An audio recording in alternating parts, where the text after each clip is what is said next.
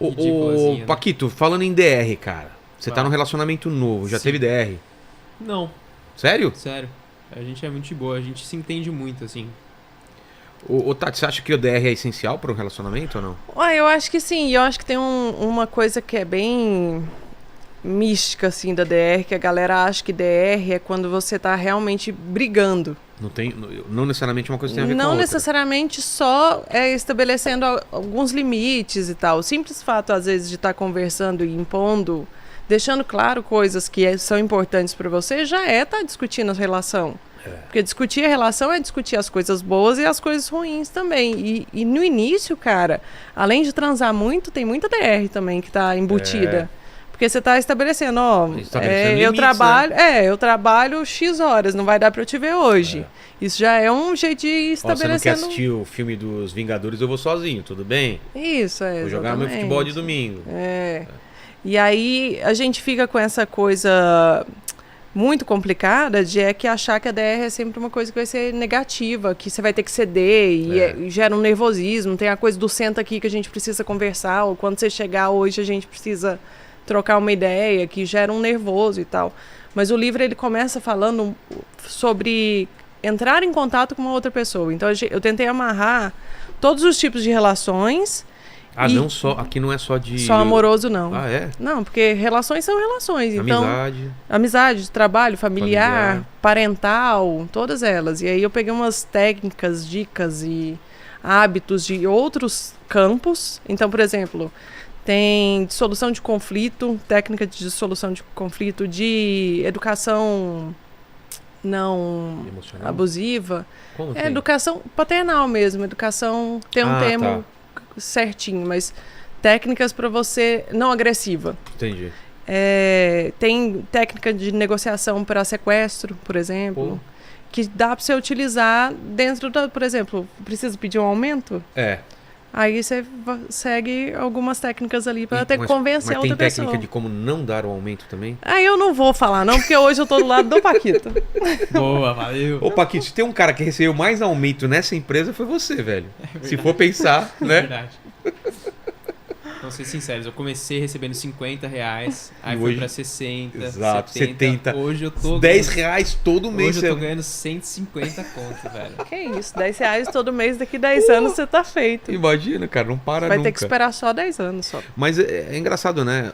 Uma reunião de empresa é um tipo de DR mesmo. A galera estabelece, fala, galera, não tá legal isso tá legal, que alguém quer falar alguma coisa.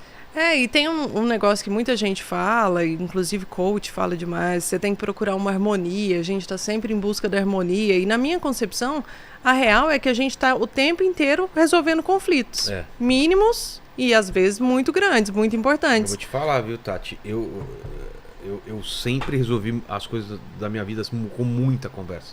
Muita conversa. Eu lembro de muitas e muitas conversas pra tudo, assim. Você teve sociedade, né, Vilela? Que eu acho que é o pior tipo de relação para se resolver de qualquer maneira. Você nunca teve sociedade? Não, ainda não. Eu tive, mas era com meu ex-marido, então era um rolo, né? Então mistura misturada. mais ainda, né? Mas assim, foi tranquilo de resolver exatamente porque vamos sentar, conversar. E muitas coisas que dificultam a resolução da DR ao longo do processo é exatamente você não estabelecer os limites e os acordos de início. E aí vai virando um bolo. Muita gente de início de relacionamento tá tão apaixonado, tá tão cego no negócio, que vai passando por cima de alguns limites e cedendo demais. E aí na hora que chega, vira uma bola de neve, pra você desfazer aquele emaranhado ali, dá um pouco mais de trabalho, né? Você vai ter que ter um pouco mais de paciência. Mas falando ainda de relacionamento, também tem o lance de os tempos mudam também, né? Relacionamento de pai e filho, por exemplo, na minha época eu apanhava. Hoje já não se aceita bater nos filhos. Relacionamento também. Antigamente homem e mulher tinha um tipo de relacionamento, hoje em dia é outro, né? As mulheres hoje colocam mais limites do que, sei lá, na geração dos nossos pais, ou dos nossos avós, né? Algumas coisas eram mais aceitas e hoje não. E tudo isso é conversado, né? Acho que a gente tem mais liberdade para falar as coisas que a gente quer e não quer até atualmente. Sexuais, né? Sim, principalmente sexuais. Mas o negócio dos pais é muito interessante também sob o ponto de vista nosso, né? Porque a gente foi criado numa geração em que a gente tinha que ter uma autoridade. A autoridade era uma hierarquia. Não Você se enxergava discutia. como um super-herói, a pessoa que sabe tudo, que entende tudo e vai me passar todas as informações. Quando a gente vira adulto, você começa a cair esse mito, né? Você começa a enxergar a pessoa pelo que ela é. E aí, você conseguir conviver com aquela pessoa, sendo que ela destruiu todas aquelas impressões que você tinha dela, e ela é seu pai ou sua mãe, fica mais difícil. E tem uma coisa que eu não sei se você já sentiu com o Noah também, eu já, às vezes, fico pensando com a Clara, tipo, que eles vão crescendo, e eles estão na mesma idade, ele tá com 5 também, não é? Eles vão crescendo, e aí a gente sabe que eles têm autonomia, conseguem fazer certo tipo de coisa, mas a gente não incentiva tanto, porque tipo, não, mas, pô, se fizer isso, acabou uma era.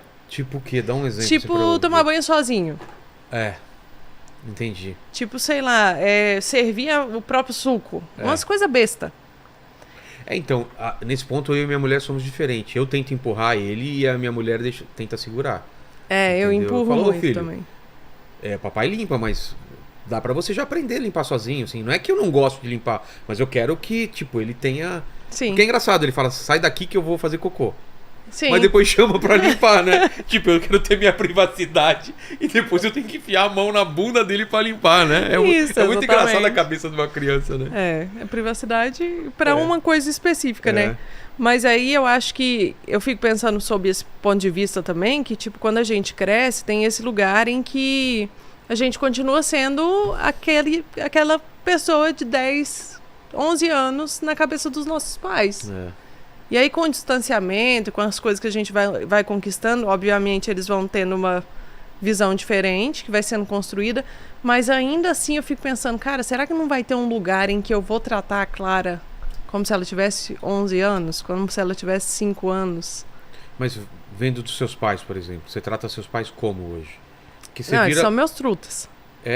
Porque eu tô no ponto que eles viram seus filhos, né? Você cuida dos seus pais. Sim, eu não cheguei nessa fase ainda, não. Você toma decisões por eles te consultam, você vira meio que... Eu não tô reclamando, assim. Sim, eu me sinto muito bem, inclusive, de fazer isso, mas muda um pouco e por um lado é muito legal, por outro lado se sente muito sozinho. Porque você fala assim, se eu errar... Eu não tenho mais uma figura assim, se eu errar tem meu pai que vem e conserta as coisas. É assim, se eu errar, quebra tudo debaixo de mim. Eu vejo isso inclusive com a minha mulher, assim. Porque no fundo, ela ainda confia nas minhas decisões. Então assim, por mais que ela tome decisões, não sei o quê, se eu falar pra ela, putz, não faz isso, faz aquilo, ela fala, ele tem experiência e tal. E se eu fizer errado alguma decisão, eu sei que vai quebrar tudo pra cima de mim. Então eu tenho... Tem vezes que eu fico sozinho, assim, pensando...